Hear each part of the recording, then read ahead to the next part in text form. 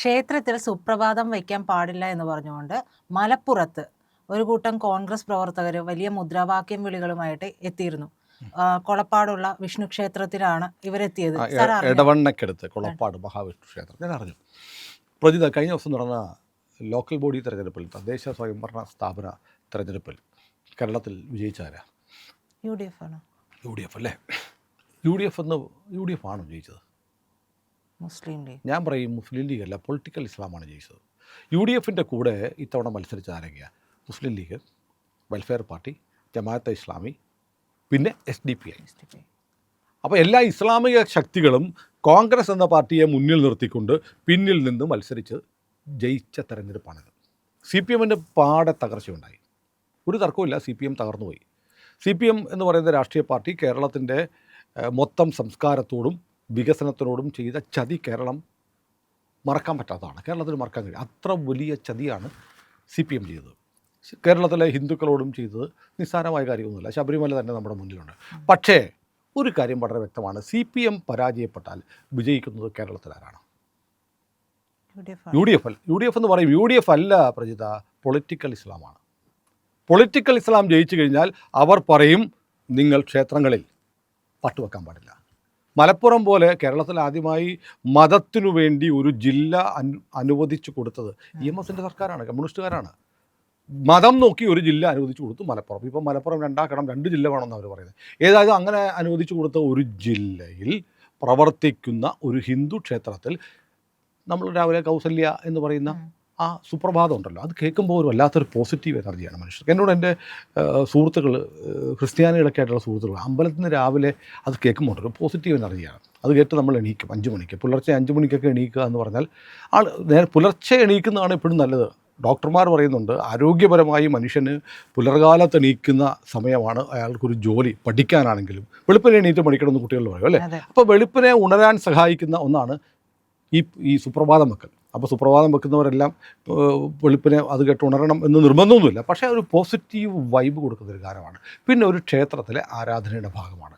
അത് പാടില്ല എന്ന് കോൺഗ്രസ്സുകാർക്ക് ഒരു ക്ഷേത്രത്തിൻ്റെ മുന്നിൽ പ്രകടനം നടത്താൻ കേരളത്തിൽ കഴിഞ്ഞെങ്കിൽ കേരളം അതിവേഗത്തിൽ ഇസ്ലാമിക അജണ്ടയ്ക്ക് വഴങ്ങിക്കഴിഞ്ഞിരിക്കുന്നു. കാരണം കോൺഗ്രസ്സുകാർക്ക് അമ്പലമല്ലേ, അമ്പലത്തിൽ എത്രയോ കാലങ്ങളായി, എത്രയോ നൂറ്റാണ്ടുകളായിട്ട്, എത്രയോ വർഷങ്ങൾ, നൂറ്റാണ്ടുകളല്ല എത്രയോ കാലങ്ങളായിട്ട് വെക്കുന്നതാണ് ഈ പാട്ട്. അത് നേരം വെളുത്ത് കുറച്ച് കഴിയുമ്പോൾ നിർത്തും, കൂടി പോയാൽ അരമണിക്കൂർ വെക്കും, അല്ലെങ്കിൽ 1 മണിക്കൂർ വെക്കുമായിരിക്കും. അതൊന്നും ഒരു പ്രശ്നമല്ല എന്ന് പറയുന്നു. പക്ഷേ ഇതുപോലെ ഇന്ത്യയിൽ നിരോധിച്ചിട്ടുണ്ട് കോളാമ്പി രൂപത്തിലുള്ള മൈക്കുകൾ. സുപ്രീം കോടതി നിരോധിച്ചിട്ടുണ്ട്. പക്ഷേ കേരളത്തിലെ 10,000 വരുന്ന മോസ്കുകളിൽ ഇപ്പോഴും നെടുനീളത്തിൽ ഇരിപ്പുണ്ട് കോളാമ്പി മൈക്കുകൾ. ഇത് നിരോധിക്കപ്പെട്ടതാണ്. ഈ രാജ്യത്തെ പരമോന്നത നീതിപീഠം നിരോധിച്ചതാണെന്ന് പറയാൻ ആരെങ്കിലും തയ്യാറാവുന്നുണ്ടോ? കൗസല്യ എന്ന് പറയുന്ന ഈ സുപ്രഭാത ഗാനം ശരിക്കും വേറൊരു മതത്തെ നിന്ദിക്കുന്നില്ല.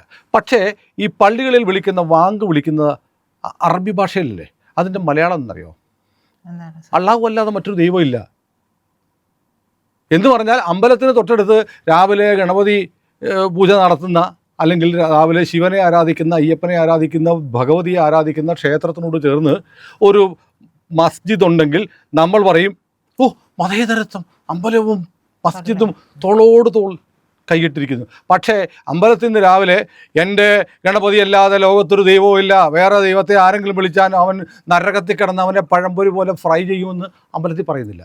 പക്ഷേ ഈ അമ്പലത്തിൻ്റെ തോളത്ത് കൈയിട്ടു നിൽക്കുന്നുവെന്ന് മതേതരവാദികൾ പറയുന്ന മസ്ജിദിലെ ഉച്ചഭാഷണിലൂടെ വിളിച്ചു പറയുന്നത് തൊട്ടപ്പുറത്തെ ദേവീക്ഷേത്രത്തിൻ്റെ അടുത്തിരുന്നാണ് പറയുന്നത്, എൻ്റെ ദൈവം മാത്രമാണ്, ബാക്കിയെല്ലാം തട്ടിപ്പാണ്. അപ്പോൾ എന്ത് മതേതരത്തോളത്? അല്ലെങ്കിൽ വാങ്ക് വിളിക്കാൻ മലയാളത്തിൽ വാങ്ക് വിളിക്കാൻ പറ്റുമോ? അല്ലെങ്കിൽ വാങ്ക് വിളിയുടെ അർത്ഥം മലയാളത്തിൽ പറയാൻ പറ്റുമോ? ഞാൻ കഴിഞ്ഞ ദിവസം ഈ ഒരു പാഷാണം ഉണ്ടല്ലോ, കമാൽ പാഷ, അദ്ദേഹത്തിൻ്റെ ഒരു പ്രസംഗം കേട്ടു.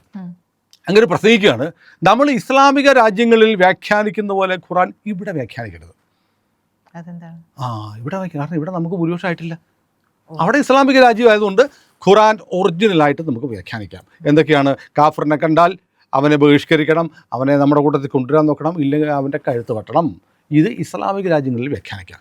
ഇന്ത്യയിലാണെങ്കിൽ നമ്മൾ എന്ത് ചെയ്യണം? അവിടെ വ്യാഖ്യാനിക്കുന്ന പോലെയല്ല, ഇവിടുത്തെ സാഹചര്യം നോക്കി വ്യാഖ്യാനിക്കണം എന്നാണ് ഈ പാഷണം അല്ല സോറി പാഷ പറയുന്നത്. എനിക്ക് അദ്ദേഹത്തെക്കുറിച്ച് ഒരു വലിയ ബഹുമാനമൊന്നുമില്ല. ഒരു കാര്യം എനിക്കൊരു ബഹുമാനവുമില്ല. കാരണം അദ്ദേഹം കേരളത്തിൽ വളരെ സങ്കീർണമായി വർഗീയ അജണ്ട പാക്ക് ചെയ്ത് മനോഹരമായ ലേബലൊട്ടിച്ച് വിതരണം ചെയ്യുന്ന ഒരു പാഷാണമാണ് എന്ന അഭിപ്രായമുണ്ട് എനിക്ക്. അദ്ദേഹത്തിൻ്റെ അഭിപ്രായങ്ങൾ നിഷ്കളങ്കമല്ല. അതിൻ്റെ ക്ലാസിക് ഉദാഹരണമാണ് അദ്ദേഹം പറഞ്ഞ ഈ പ്രസംഗം. ഖുറാൻ എന്ന് പറയുന്നത് ഒരു ടെക്സ്റ്റ്, അതിന് ഒറ്റ വ്യാഖ്യാനമേ ലോകത്ത് എവിടത്തും ഉണ്ടാകാൻ പാടുള്ളൂ അല്ലേ? നമ്മൾ ഇസ്ലാമിക രാജ്യത്ത് ഒരു വ്യാഖ്യാനം, അനിസ്ലാമിക രാജ്യത്ത് മറ്റൊരു വ്യാഖ്യാനം എന്ന് പറയുമ്പോൾ കാപട്യമാണ്, കള്ളത്തരമാണ്, കള്ളത്തരം കാണിക്കുന്നവൻ പാഷാണമാണ്. ഒരു തർക്കമില്ല. ഇത് ഞാൻ ഒരാളുടെ പേരെടുത്ത് വെച്ച് പറയുന്നത് പാഷാണമാണ്. ആ നിലപാടാണെന്നുണ്ടെങ്കിൽ അല്ലെങ്കിൽ അദ്ദേഹം പറഞ്ഞ എല്ലായിടത്തും ഒരേ വ്യാഖ്യാനം. ഇസ്ലാമിൽ ജിഹാദിനെ കുറിച്ച് പറയുന്നത്, കാഫിറിനെ കൈകാര്യം ചെയ്യണമെന്ന് പറയുന്നത് സൗദി അറേബ്യയിൽ വ്യാഖ്യാനിക്കുന്നത് തന്നെ ഇന്ത്യയിലും വ്യാഖ്യാനിക്കണം. ഇന്ത്യ വരുമ്പോൾ അർത്ഥം മാറുന്നത് എങ്ങനെയാണ്? ഒരു സാധനത്തിന് ഒരർത്ഥമല്ലേ ഉള്ളൂ. കള്ളൻ എന്ന് പറഞ്ഞാൽ കള്ളൻ എന്ന് മാത്രമേ ഉള്ളൂ, കള്ളു കുടിക്കുന്നവൻ എന്നല്ല അർത്ഥം.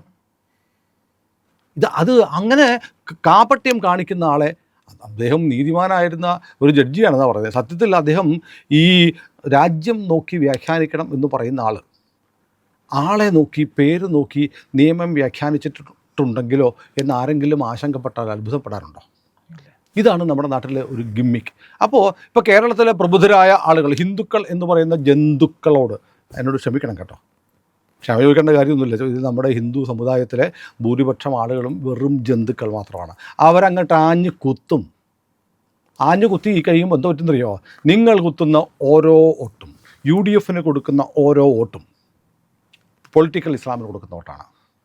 കാരണം ഇപ്പോൾ തന്നെ 80ഓളം നിയമസഭാ മണ്ഡലങ്ങളിൽ UDF ഭൂരിപക്ഷം കിട്ടിയിട്ടുണ്ട് ഈ പഞ്ചായത്ത് തിരഞ്ഞെടുപ്പ് കഴിഞ്ഞപ്പോൾ. എന്ന് പറഞ്ഞാൽ അവർ ഭരിക്കുമെന്ന് അവർ ഉറപ്പിച്ചിരിക്കുക. ആര് ഭരിക്കും? സതീശൻ ഭരിക്കുമോ? KC വേണുഗോപാൽ ഭരിക്കുമോ? അതോ രമേശ് ചെന്നിത്തല ഭരിക്കുമോ? ആര് ഭരിച്ചാലും അവർ ഡ്രൈവിംഗ് സീറ്റിൽ ഇരിക്കത്തേ ഉള്ളൂ. സ്റ്റിയറിംഗ് ഇതിരിക്കുന്നത്, ബ്രേക്ക് ചവിട്ടുന്നത്, ആക്സിലേറ്റർ ചവിട്ടുന്നത് ലീഗും അല്ല, ഇസ്ലാം, പൊളിറ്റിക്കൽ ഇസ്ലാമാണ്. ലീഗ് പഴയ ലീഗൊന്നും അല്ലെന്നേ. ലീഗ് പഴയ ലീഗ് ഇന്നലെ ഒരു ചിത്രം, ഒരു വീഡിയോ ഉണ്ടല്ലേ, നമ്മുടെ MP-മാരെല്ലാം കൂടെ പാർലമെൻറ്റിൽ മുന്നിൽ നിന്ന് പോറ്റിയെ കേറ്റിയെ എന്നുള്ള പാട്ട് പാടുന്നത് നമ്മളൊരു വീഡിയോ ചെയ്തു. ലക്ഷത്തോളം ആളുകൾ കണ്ടു. ആ പാട്ട് പാടാൻ വേണ്ടി 2 MP-മാരുണ്ടായിരുന്നില്ല. ശ്രദ്ധിച്ചായിരുന്നു? അബ്ദുൽ സമദ് സമദാനിയും ET മുഹമ്മദ് ബഷീറും ആ പാട്ട് പാടാൻ വന്നില്ല. കാരണം അതിനകത്ത് അയ്യപ്പനെ വിളിക്കുന്നുണ്ട്. വെറുതെ പോലും വിളിക്കാൻ പറ്റില്ല. ഗംഗ എന്ന് പേരിട്ട വീട്ടിൽ താമസിക്കത്തില്ല എന്ന് പറഞ്ഞു. ഇത് നമ്മളെല്ലാവരും കണ്ടു. കേരളത്തിലെ പ്രതിപക്ഷ MP-മാരെല്ലാം കൂടി പാർലമെൻറ്റിന് മുന്നിൽ നിന്നുകൊണ്ട് പിണറായി സർക്കാരിൻ്റെ ശബരിമല കൊള്ളയെ അപലപിക്കുന്ന, ആക്ഷേപിക്കുന്ന പാട്ടുപാടി. Okay, very good. എവിടെ 2 പേരെവിടെ? 2 പേർക്ക് പനിയായിട്ട് കിടപ്പാണെങ്കിൽ ഞാൻ പിൻവലിച്ചേ. പക്ഷേ പനി അല്ലെങ്കിലും അവർ സ്വാമിയെ അയ്യപ്പ എന്ന് വിളിക്കുന്ന ആ പാട്ട് പാടത്തില്ല എന്നുള്ള ഉറച്ച ബോധ്യം എനിക്കുണ്ട്. ഞാനിത് ഉത്തരവാദിത്തോടെ പറയുകയാണ്. അവരെ കണ്ടില്ല. പ്രജിത കണ്ടു. എത്ര പേര് ശ്രദ്ധിച്ചു? നിങ്ങൾ ആ കേരളത്തിലെ MP-മാരുടെ കൂട്ടത്തിൽ അബ്ദുൽ സമദ് സമദാനിയെയും ET മുഹമ്മദ് ബഷീറിനെയും കാണാതിരുന്നത് എന്തുകൊണ്ടെന്ന് ആലോചിച്ചിട്ടോ? ഇതാണ് കേരളം. അപ്പോൾ ഞാൻ നേരത്തെ പറഞ്ഞു വന്നത് CPM ചെയ്ത കൃത്യങ്ങളുടെ ഫലം അനുഭവിക്കണം. പക്ഷെ CPM ചെയ്തിട്ടുണ്ട്. കോഴിക്കോട് ഒരു സ്വകാര്യ സ്കൂളിൽ പുതിയ കെട്ടിടം തുടങ്ങിയപ്പോൾ ഗണപതി ഹോമം നടത്തിയതിനെ തല്ലി അലമ്പാക്കിയവന്മാരാണ് ഈ CPM ഗുണ്ടകൾ. പക്ഷേ എന്നാൽ പോലും ഒരമ്പലത്തിൽ ഭക്തിഗാനം വെക്കരുതെന്ന് CPM പറയത്തില്ല. നിങ്ങൾ CPM-നെ തോൽപ്പിക്കുക, ഒരു സംശയമില്ല. CPM ഒരു പരാജയം അറിയിക്കുന്നുണ്ട്. പക്ഷേ CPM-ന് പകരം വരുന്നത് പൊളിറ്റിക്കൽ ഇസ്ലാം ആണെങ്കിലോ ഒരു സംശയമില്ല. പ്രിയപ്പെട്ട ഹിന്ദു സമുദായത്തിലെ ഹിന്ദു ബോധമില്ലാത്ത ജന്തുക്കളെ 5 വർഷം UDF ഭരണം കൊടുത്താൽ നിങ്ങളുടെ പെണ്ണുങ്ങൾ തട്ടമിട്ട് പുറത്ത് നടത്തേണ്ടി വരും. അത്യാവശ്യമായി നിങ്ങൾ പൊന്നാനി പോകേണ്ടി വരും സുന്നത്ത് ചെയ്യാൻ. കേരളം ഇനി തിരിച്ചു പിടിക്കാൻ കഴിയാത്ത തരത്തിൽ ഇസ്ലാമിക ഭീകരതയ്ക്ക്, ഇസ്ലാമിസ്റ്റുകൾക്ക് തീറെഴുതി കൊടുക്കും നിങ്ങൾ അടുത്ത നിയമസഭാ തെരഞ്ഞെടുപ്പിൽ UDF വോട്ട് ചെയ്താൽ. അതിൻ്റെ ഉദാഹരണമാണ് കൊളപ്പാട് വിഷ്ണു ക്ഷേത്രത്തിൽ ഇന്നലെ നടന്ന പ്രകടനം. UDF നടത്തി, കോൺഗ്രസ് നടത്തിയ പ്രകടനം. ഇത് മാധ്യമങ്ങൾ വാർത്തയാക്കത്തില്ല. അതേസമയം ഒരു നാട്ടിലെ ഒരു മസ്ജിദിന് മുന്നിൽ ബാങ്ക് വിളിക്കരുതെന്നും പറഞ്ഞ് നാട്ടിലെ 2 കള്ളുകുടിയന്മാർ, ഒരു ദാമോദരനും ഒരു രവീന്ദ്രനും കൂടെ ഒരു കള്ളു കുടിച്ചിട്ട് വരുമ്പോൾ 2 തെറി പറഞ്ഞു നോക്കിയാൽ ഉടനെ ഹിന്ദുത്വ ഭീകരർ മസ്ജിദിലെ ബാങ്ക് വിളിക്കെതിരെ എന്ന് പറഞ്ഞ് വാർത്ത കൊടുക്കും ഇവിടുത്തെ മാധ്യമങ്ങൾ. എന്നാൽ ഒരു ക്ഷേത്രത്തിന് മുന്നിൽ വന്നിട്ട് ഇത് തിരുവനന്തപുരത്ത് ഒരു സംഭവം ഉണ്ടായി 2 മാസം മുമ്പ്. അവിടെ ഒരു ക്ഷേത്രം SDPI കൊടുത്ത പരാതിയെ തുടർന്ന് മുനിസിപ്പാലിറ്റി പോയി ക്ഷേത്രം താഴിട്ട് പൂട്ടി. കേരളം അങ്ങനെ ഇസ്ലാമിക അജണ്ടയ്ക്ക് കീഴടങ്ങുകയാണ്. കേരളത്തെ രക്ഷിക്കണമെങ്കിൽ, ഇവിടുത്തെ ഹിന്ദുക്കൾക്ക് രക്ഷപ്പെടണമെങ്കിൽ UDFൻ്റെ വിജയം ഹിന്ദുക്കളെ നിങ്ങളുടെ ശവപ്പെട്ടിയിൽ ആണിയടിക്കുന്നതിന് തുല്യമാണ്. UDF കേരളം ഭരിക്കുക എന്ന് പറഞ്ഞാൽ കേരളത്തെ ഒരിക്കലും ഇനി രക്ഷപ്പെടുത്താൻ കഴിയില്ല. അത് തെളിഞ്ഞു കഴിഞ്ഞു. വിജയം കിട്ടി. 3-ാം ദിവസം വിജയം കിട്ടിയതിൻ്റെ പിറ്റേ ദിവസം CPMകാർ വടിവാളുമായിട്ട് പോയതൊക്കെ വലിയ വാർത്തയായി. എന്നാൽ അതിൻ്റെ തൊട്ടടുത്ത ദിവസം ഒരു ക്ഷേത്രത്തിൻ്റെ മുന്നിൽ സുപ്രഭാതം വെക്കരുത് എന്ന് പറഞ്ഞ് UDF ഗുണ്ടകൾ, ഇസ്ലാമിക ഭീകരന്മാരുടെ അച്ചാരം വാങ്ങിയ UDF പ്രവർത്തകർ ഇങ്ങനെ ഒരു പ്രകടനം നടത്തിയത് വാർത്തയാവില്ല. കേരളത്തിൽ വാർത്തയാവില്ല. ഇത് പറയുമ്പോൾ ചോദിക്കും, ഇത് ഏഷ്യാനെറ്റ് കണ്ടില്ലല്ലോ, ഇത് മനോരമ കണ്ടില്ല. ഏഷ്യാനെറ്റിലും മനോരമയിലും ഒക്കെ ഈ വാർത്ത വരുമെന്ന് വിശ്വസിക്കുന്ന നിഷ്കളങ്കരെ നിങ്ങൾക്ക് തൂങ്ങിച്ചത്തൂടെ?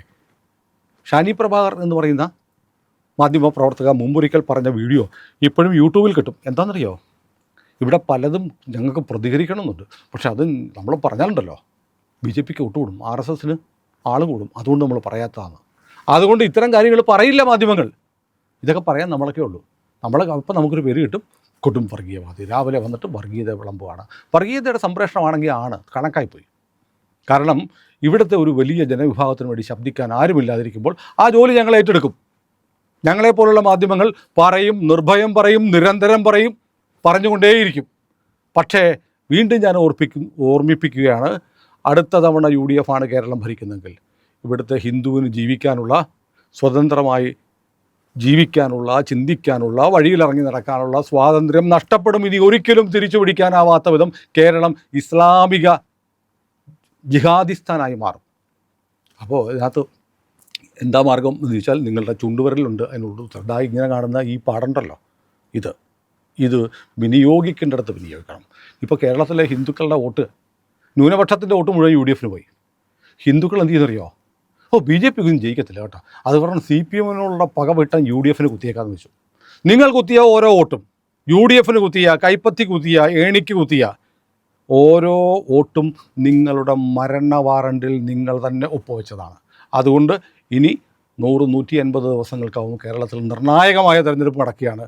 ഒരു കാരണവശാലും നിങ്ങൾ പൊളിറ്റിക്കൽ ഇസ്ലാമിന് അനുകൂലമായി വോട്ട് ചെയ്യരുത് എന്ന് ഓർമ്മപ്പെടുത്തുന്നുണ്ട് മലപ്പുറം എടവണ്ണയിലുള്ള കൊളപ്പാട് മഹാവിഷ്ണു ക്ഷേത്രത്തിലെ സുപ്രഭാതം വയ്ക്കാൻ പാടില്ല എന്ന് പറഞ്ഞുകൊണ്ട് ഇന്നലെ നടന്ന പ്രകടനം. ഇനിയെങ്കിലും ഓർമ്മിച്ചില്ലെങ്കിൽ നിങ്ങൾക്കും നിങ്ങളുടെ മക്കൾക്കും ഈ നാട്ടിൽ അടിമകളായി ജീവിക്കാനാണ് വിധിയെന്ന് പറയാതെ തരമില്ല. പ്രിയപ്പെട്ട പ്രേക്ഷകരെ, നമ്മുടെ മുഖ്യധാരാ മാധ്യമങ്ങൾ റിപ്പോർട്ട് ചെയ്യാത്ത ഒരു വാർത്തയാണ് ഞങ്ങളിപ്പോൾ നിങ്ങളോട് പറഞ്ഞത്. ഇത് റിപ്പോർട്ട് ചെയ്യാൻ ഇന്ത്യ ലൈവ് മാത്രമേ ഉണ്ടാവുകയുള്ളൂ ഓൺലൈൻ മീഡിയയിൽ. അതുകൊണ്ട് ഇത്തരം കാര്യങ്ങൾ നിരന്തരം തുടർന്നും പറയണമെങ്കിൽ നിങ്ങൾ ഞങ്ങളുടെ കൂടെ ഉണ്ടാവണം. നിങ്ങൾ ഞങ്ങളുടെ വീഡിയോ കണ്ടാൽ മാത്രം പോരാ, നിങ്ങൾ ഇത് കണ്ടതിന് ശേഷം ചാനൽ തുറന്നിട്ട് സബ്സ്ക്രൈബ് എന്നുള്ള ബട്ടൺ അമർത്തണം, ആ ബെല്ലൈക്കണം ഒന്ന് അമർത്തണം. എങ്കിൽ മാത്രമേ ഇന്ത്യ ലൈവിന് ഇത് തുടർന്ന് പറഞ്ഞുകൊണ്ടേ ഇരിക്കാൻ കഴിയൂ. കാരണം നമ്മുടെ വീഡിയോ ലക്ഷക്കണക്കിന് ആളുകൾ കാണുന്നുണ്ട്. ഓരോ ദിവസവും നമുക്ക് ഒരു 10 ലക്ഷത്തിന് മുകളിൽ റിയൽ ടൈം വ്യൂവർഷിപ്പ് നമുക്കുണ്ട്. പക്ഷേ സബ്സ്ക്രിപ്ഷൻ അത്രയും എത്തുന്നില്ല. കാരണം നിങ്ങളിത് കേട്ടിട്ട് കണ്ടിട്ട് നിങ്ങളങ്ങ് വിട്ടുപോകുകയാണ്. അതുകൊണ്ട് ഉറപ്പായും ചാനൽ തുറക്കുക, സബ്സ്ക്രൈബ് ബാർ നോക്കുക, അവിടെ ഒന്ന് വിരലമർത്തുക, പിന്നെ ഇടതുവശത്ത് കാണുന്ന ബെല്ലൈക്കണം ഒന്ന് അമർത്തിയേക്കുക.